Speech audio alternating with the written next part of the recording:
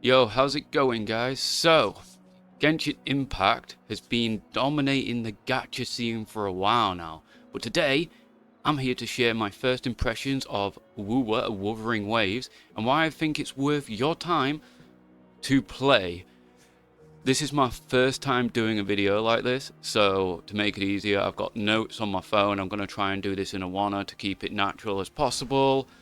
So, first things first, aesthetics. Growing up with Final Fantasy games, the aesthetic of Wuthering Waves really appeals to me because just it's got a very Final Fantasy-esque feel, you know, like mechanically and stuff like that.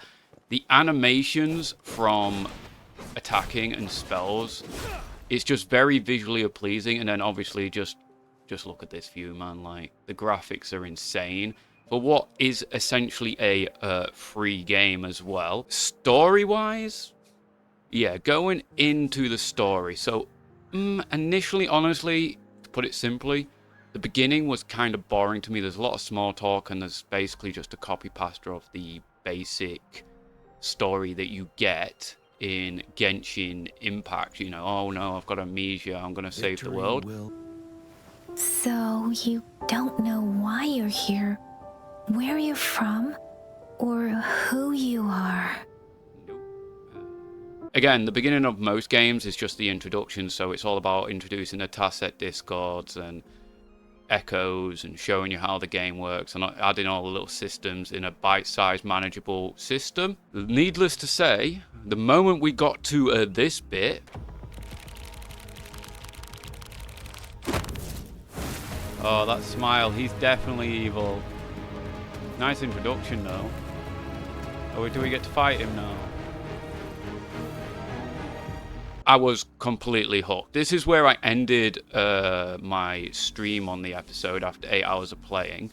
I haven't really got through the rest of the story yet, but this scene here is basically what hooked me in. Like, I actually felt, whoa, you know, I can't wait to see the rest of the game and see what the story, where the story goes from there. So, next thing I've got on my list right here is gameplay. So the gameplay feels really smooth and amazing. Obviously switching characters and all that is nothing new. Don't worry, but visually it is absolutely amazingly appealing.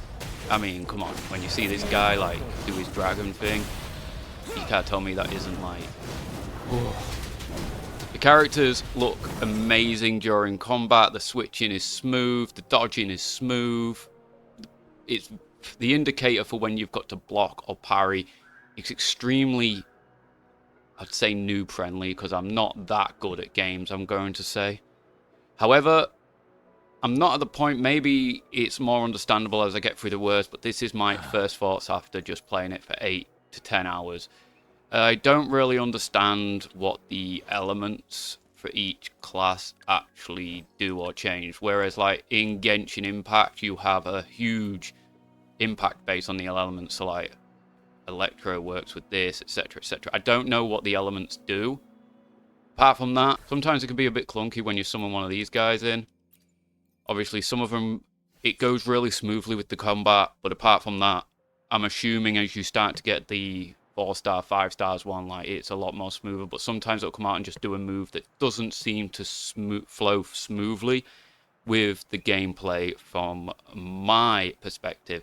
No, so obviously it is a gacha game, so obviously there is a store that monetizes it. Now, I'm going to talk about the store in brief. So essentially you have this is probably your best value as a free-to-play player. This is the perspective I'm talking from. I've spent zero amount of money in this game so far, but I probably would buy this. And I think the seasonal pass as well. Where is it? Where's this? I don't know where the seasonal pass is. So yeah, the seasonal pass, bog standard, I think we're all used to these right now. It's exactly the same as Genshin. You get a weapon, you get a bunch of stuff. I actually think this is good value for money. And the reason I probably would spend money on this game is because when I played Genshin, by the time I got to the very same stage I'm at now, I had no 5 stars. Whereas this game pretty much gives you one for free. So you get that introduction. And then if by the time you're at this point you don't have at least 2 5 stars, then I don't know. Maybe I'm just lucky.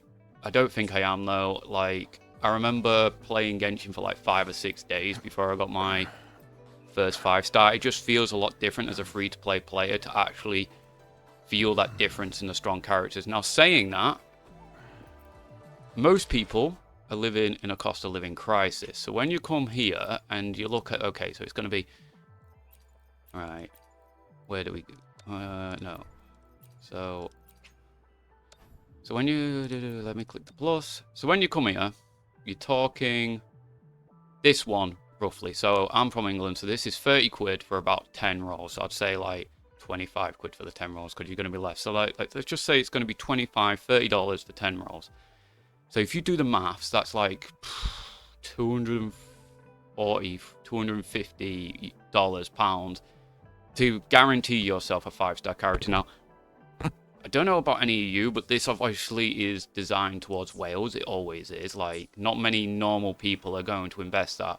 The only gripe I have with this, no problem, I don't care, let them people do their thing, this game is playable for free, is the fact that if that was just lower, 10 quid, 15 quid, 12 quid area, I would probably be more than willing to just drop that 80 quid knowing I'm going to get a 5-star character that I actually want. And I know, I just feel like it's some, maybe they should think about like the average person may spend more. Yeah, you're going, and then the whales are still going to spend the same amount anyway. I just feel like the balance here is a bit, the value of, the balance of value here is just a bit, you know, out of whack. But I guess it does promote that if you basically spend $15 a month, you get free almost Asterites and every day, and you get the battle pass, and that's probably more than enough for a free-to-play player to proceed pretty well. It's just something to think about. So summary, why do I think you, as a person watching this, should play Wuthering Waves? From my perspective, I joined Genshin Impact late. Gacha games, it doesn't really bother me if they like sort of pay to win. I enjoy playing them, and if you're one of those people that enjoy playing them as well, this is your best chance, basically. So my gripe with Genshin was when I went in, it was already well developed. I can't remember, I think the Electro place was out. It took me long to get 5 stars. I felt like so overwhelmed with the amount of stuff going on. Everyone had been playing it for God knows how long. This is your chance to join a completely fresh gacha game that's popular. It's got great aesthetics. So far the story is great. I'm like, can't wait to see what the rest of the story brings. And essentially it's just a stunning game that you can basically get for free if you wanted. Like, so saying that, if you made it this far, obviously love you all. If you can subscribe, follow, the usual stuff, it really helps support me. And jump over on Twitch and give me some tips.